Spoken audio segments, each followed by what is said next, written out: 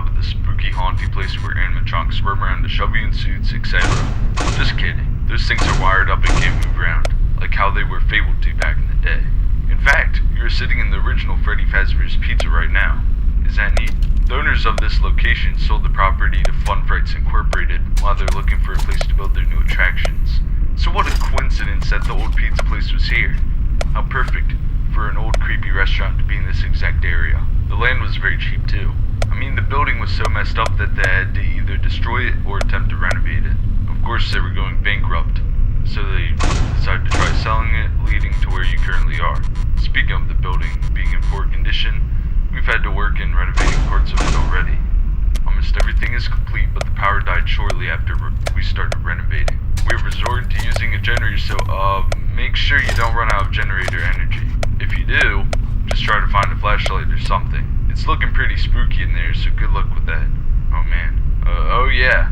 I guess I have to read the safety packet to you. Alright. Welcome to FredBear's Fright, the latest and greatest horror attraction featuring actual relics from the original diners, where mysteries about the events were tragic but not certain. In case of any sort of injury or harm inflicted by an animatronic occurs, we are not to be held responsible, as it is your own fault doing so. If the chance of a person has turned up missing or has a fatal event happened within our premises, the location of that event will be cleaned up after the attraction's running hours, blah blah blah. What a bunch of nonsense. I mean, I could understand injuries if someone was just plain old dumb with our equipment, but to die in our building, that's ridiculous. Our animatronics should be just fine. Anyways, let's finish up on how you have to work the place. So to your left, you have a big old door thing from the old FredBear's Pizzeria. It's used to close off guests while they're playing the flashlight game next to your office. It makes a cool transition from when they leave the game and enter the office. And finally, to your right, you have a false vent that you can shut once the guests have exited. We don't want them coming back through, or something like that? I don't know. Alright, I'll leave you to it now. See you on the flip side.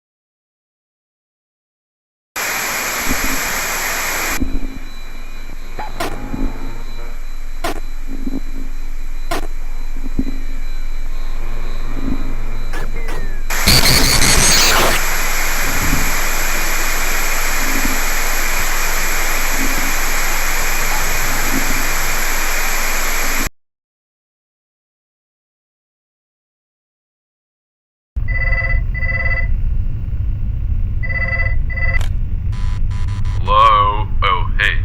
Welcome back to FredBear's Fright. I'm hoping that you're starting to get comfortable now. Okay, so I have some pretty good news right now. We have been working on the animatronic programming and they seem to be working a bit now. That prototype animatronic endoskeleton is starting to be able to turn around and stuff now, along with a few others having some movement now. I think that's pretty cool. Do you think so? Okay.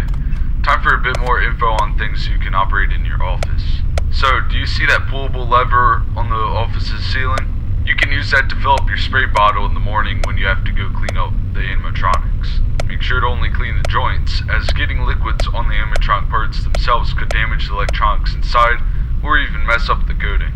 I know it's silly to have that lever right there instead of a sink, but I guess that doesn't really matter.